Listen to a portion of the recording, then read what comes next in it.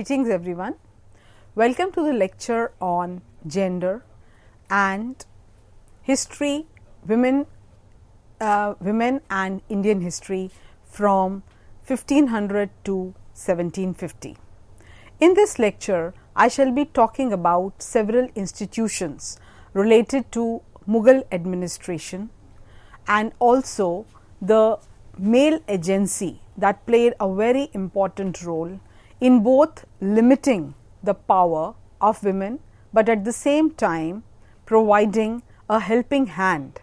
So, women could not act independently, but they definitely acted through men, and this was the beauty of harem. So, they could be custodians of values that they tried to preserve, but they could not take independent action. So, when we are talking about harem, we also have to take into consideration male agency. Man's power over the imperial sources of social and economic aspects was considerably restricted and questioned also from time to time by the participation of women. So, one cannot really describe harem only as a highly sexualized place, something that has been done as a result of the bazaar gossip by several European chroniclers or by traditional historiography. It was an institution that was considered to be the epitome of patriarchy, but it was also an institution that was subject to several challenges, and women's participation in the field of administration and statecraft played a very important role in the shaping of medieval political system. More so because women had access to economic power because of the jagirs and the allowances which royal women received and which they were allowed to keep as their personal property. So, several Mughal women spent their income in constructing gardens, mosques, sarais, public buildings, etc. And here we have example of several Mughal princesses, for example Jahan Ara, who insisted that the mosques be executed out of her personal fund, and accordingly her household was authorized to undertake the work of the construction activities. So, why was there so much insistence that women were interested in erecting public works from their own personal funding or money? The reason, one logical reason was that construction of any site or monument, or for that matter any public building, was definitely a sign of control. It was a sign of power, and women wanted that for themselves. So, therefore, this was another way of showing to people and also showing to the male agency at large that how influential they were. The role of Mughal women in politics was magnificent, which is generally neglected in the mainstream historiography. The male-centric history writing that had been attempted so far had only given prominence to the male Mughal rulers, although several Mughal women contributed to the building, to the establishment and to the continuation of the Mughal empire. Women were actively involved in harem as well as court politics. Their ideologies impacted rulers greatly, and several of them were the king makers also, who ruled the Mughal world from behind the curtains. So, even if they were not queens themselves or they were not rulers themselves, but they were definitely king makers.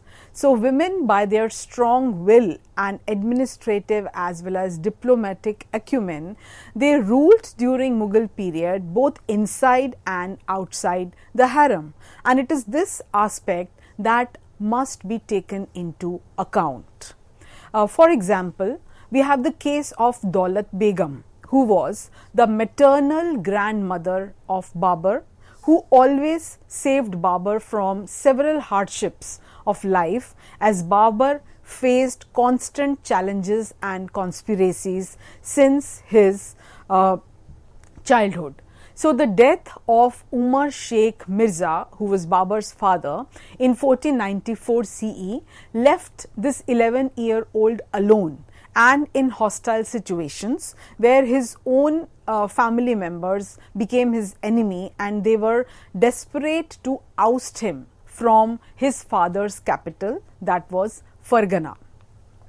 Now, from then on, Daulat Begum started guiding Babur and she was there to help him out in all spheres of life. And it was only after her suggestion that Babur reshuffled new officers and put them as the in charge of administration, especially in the sensitive regions of Andijan, and Aksi. And it was Daulat Begum who saved Babur from several conspiracies also, and also trained him in lessons of warfare as well as several diplomatic matters.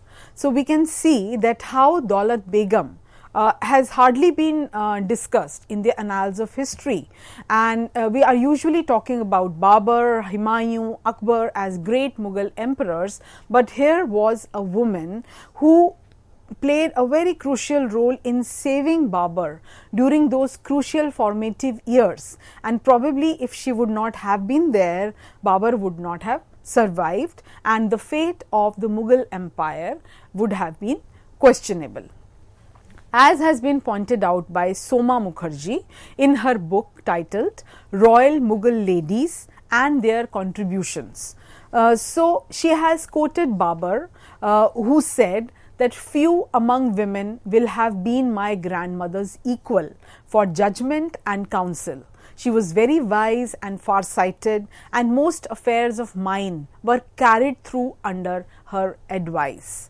And these lines clearly indicate that Babur's achievements definitely were the result of hard work and vigilance put in by Daulat Begum. Then another example of a very important woman who played an active role in politics was that of Maham Anga, who was the chief nurse of Akbar, who cared for Akbar and helped him through his troubles since his childhood. Being highly ambitious, she also pushed Akbar to take many difficult diplomatic decisions, and she also was instrumental in creating a divide between Akbar and Bairam Khan. Akbar's foster mother soon became the sole power center in the Mughal court after having ousted Bairam Khan, and Akbar, who was Akbar's tutor. So, one cannot really say that a woman who was in harem or who belonged to Zenana was kind of a passive, leading a passive existence. She had great diplomatic skills, and the period in which Maham Anga had influence on government came to be described as the petticoat government. However, Maham Anga can also be remembered as an architect, and she was not only confined to the court politics. An example of her skill was Khairul Manzil Masjid, the mosque that was designed in typical Mughal architectural style on the outer edge, and it had the pattern of Delhi Sultanate in the inner sanctum. The Delhi Sultanate kind of architecture in the inner sanctum was clearly visible. It was built in the Mughal style of architecture around 1561, and it speaks volumes about the brilliance of several techniques that were incorporated in the making of this structure. Then another interesting example was that of Mahachuchak Begum, who was one of the widows of Humayun and Akbar's stepmother. She was ambitious about her own son, Mirza Muhammad Hakim's political career, and during 1554 CE, Humayun nominated him as the governor of Kabul under the guidance or in charge of Munim Khan. However, since Mahachuchak Begum had her own designs, she kind of got rid of Munim Khan's grandson, and also tried to reduce the influence of the supporters of Akbar, and took the task of Kabul's administration in her own hands. And it was then that Akbar sent Munim Khan and an army against Mahachuchak, but she defeated Munim's powerful army at Jalalabad, which again was quite commendable for a lady to do so.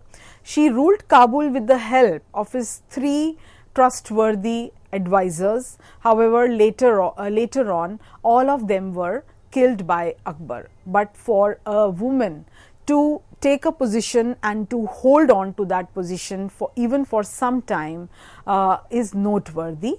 Then Mahachuchak also had guts to give political refuge to Shah Abdul Mali and married her daughter to him, which again was politically beneficial for her. So, by using her diplomatic skills and intelligence, she created opportunities, even if those opportunities were risky and they were limited, but to create those opportunities in the overall patriarchal world for herself was commendable. Now, the next very important royal woman about whom we can talk about was Noor Jahan.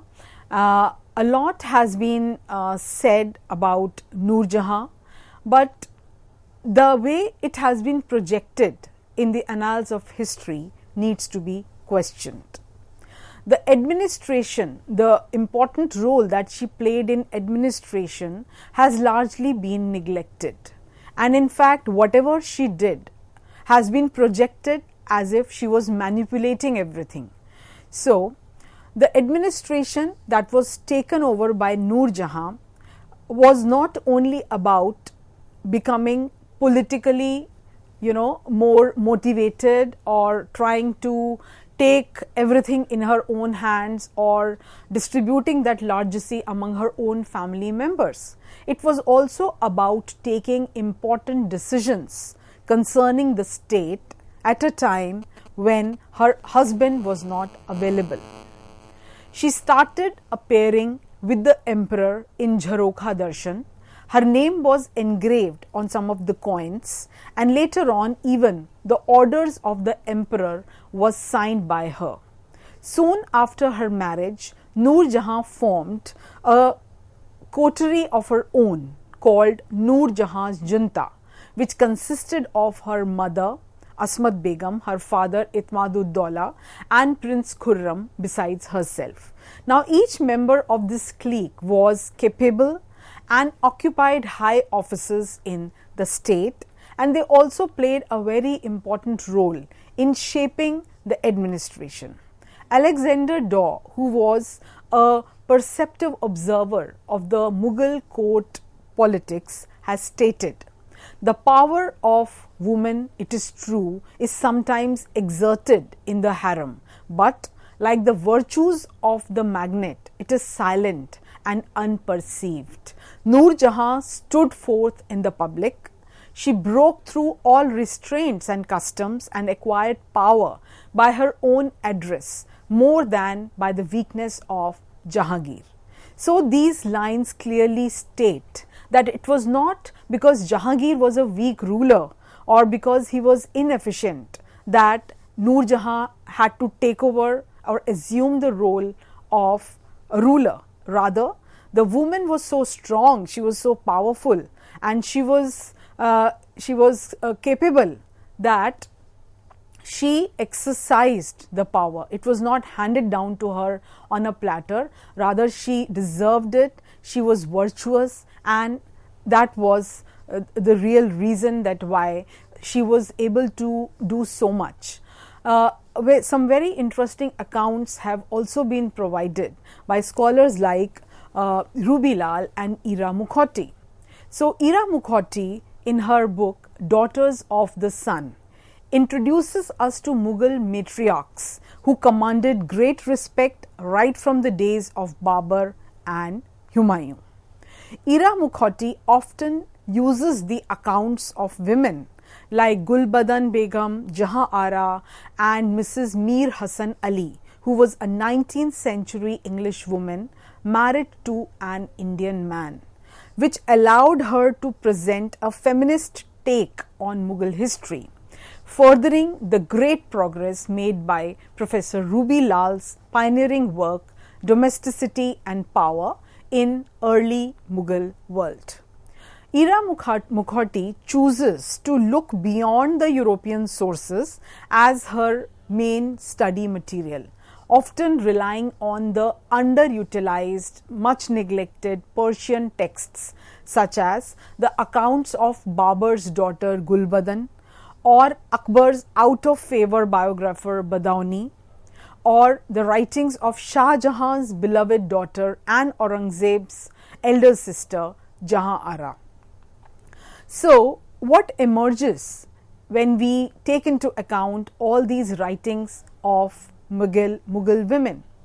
What emerges is a comprehensive understanding when these texts are interpreted along with the popular European texts as well as the official accounts of biographers like Abul Fazl.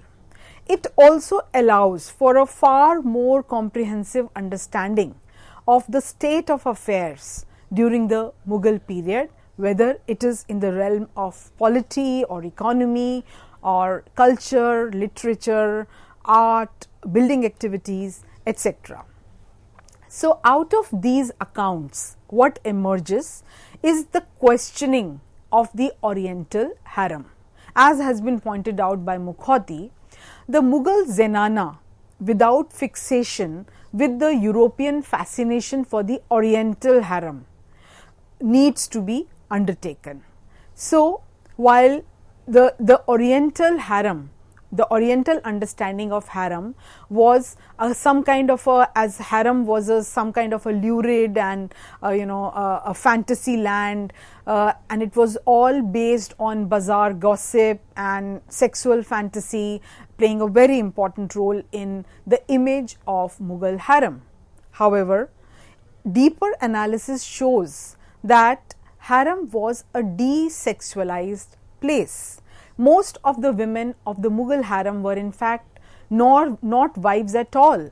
They were mothers, they were elderly ladies like Hamida Bano and Harka Bhai, they were unmarried sisters like Zebun Nisa and Zinatun Nisa, or they were aunts like Gulbadan, or they were distant relatives like Salima Sultan, and most of them were elderly dependents. They were not sexually available women at all. They were all respected family members. Yet they were playing very important role. They had assigned duties to perform. They were well respected, well paid for these crucial jobs. So, Mukherjee's accounts offer very interesting insights about the liberal Timurid tradition of educating their girls in several subjects ranging from history, physics, poetry, mathematics, astronomy, which ensured that the Timurid women were among some of the highly educated women of their times.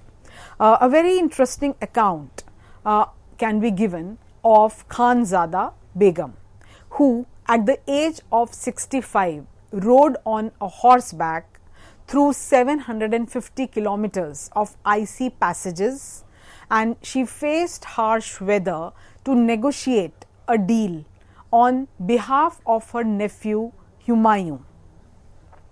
And even earlier when she was a young woman at the age of 23, she had been forced to marry the ferocious Uzbek warlord Shaybani Khan in order to help secure a safe passage for Babur, her younger brother.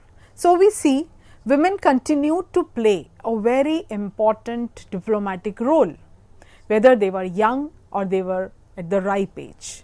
A decade later, when the mighty Shah Ismail, the founder of the Safavid dynasty, beheaded Shaybani Khan, he respectfully escorted Khanzada to Babur.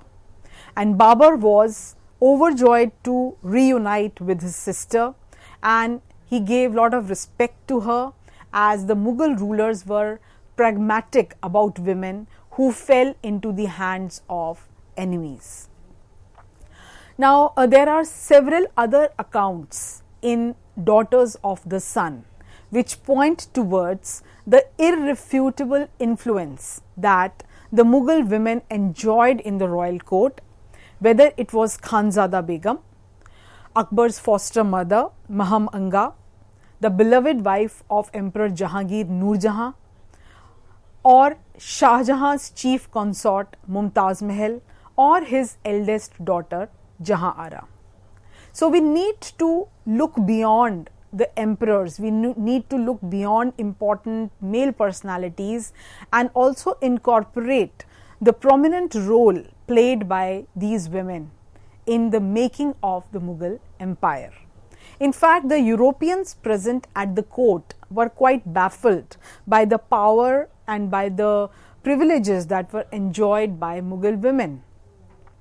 The most trustworthy women guards were placed near the apartment of the emperor, and there were diverse roles that were performed by several women who were posted in the harem. So, for example, some of the women also played the role of darogas, that and only very specially trained women were appointed as darogas and superintendents of harem, and they were assigned different sections to look after. And then there were tehveeldars who distributed cash to different employees of the harem. Then there was a mahaldar, the highest female servant, who controlled the harem and also sometimes acted as a spy in the interest of the emperor. And then there was a nazir, which was a term that was used for Nok, who guarded the harem, and each princess had a nazir in whom she reposed great confidence. Then there were Noch guards who were placed on the outer fringes of the harem, and then there were special matrons who were appointed to maintain order and discipline in the harem. So we see that even the upkeep of harem was largely in the hands of women. Now, a very important aspect of the lives of royal Mughal women is related to luxury and their wealth. A lot has been written, and there is a lot of description that exists not only in the chronicles of European scholars, but also in detail there are descriptions, and one can also look at a number of paintings which clearly reflect the kind of luxury and the kind of richness these ladies had access to. The private rooms made for the Mughal queens were very elaborate. The ladies lived in splendor, pomp, luxury, as can be seen in several of the paintings, and there were beautiful apartments in keeping with their rank and income. The reason was that the Mughal rulers encouraged and patronized creativity, and also because of the leisure lifestyle. So they got a lot of time for experimentation also. Although the only purpose of harem women was to please the emperor, but somehow these harem women and the life as it was being led in harem helped the Mughal women to develop their skill and creativity to enrich the culture and creativity of Mughal dynasty. For example, Itre Jahangir, which was the finest perfume, was created during these periods. So, we must talk about the contribution of these women into to various fields like fashion, skills. There were thousands of women in harem who remained busy in weaving clothes and designing dress as well as ornaments. They spent a lot of time in embroidery, knitting, stitching, and in fact Noor Jahan developed a new kind of fashion embroidery. She was herself quite skilled in embroidery and knitting, and she was quite perfect in preparing jewels for the personal elephant of the emperor. Then Jahan Ara also directed and monitored the designing and tailoring of the special dresses of the bride during the marriage of Dara and Shuko, and she was quite appreciated by Shah Jahan also for performing this task.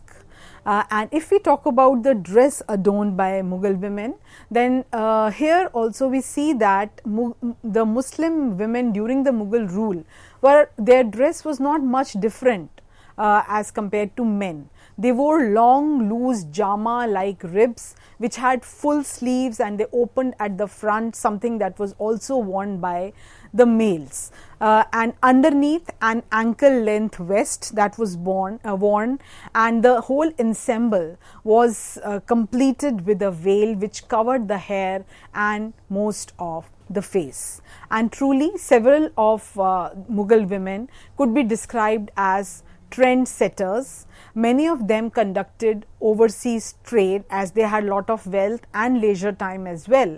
And here we can give example of Noor Jahan, who traded in indigo, wrote poetry, blended perfumes and designed clothes, fabrics, several dresses in a style of her own. And she is quite famously also known for the white embroidery chikankari. So, with so much of credit that goes to these women, how can we describe harem as a very limited space or a place where there was only seclusion? So, we need to rewrite history, we need to take into account the experiences of these very commendable women, and a lot is being already done in this direction. Thank you.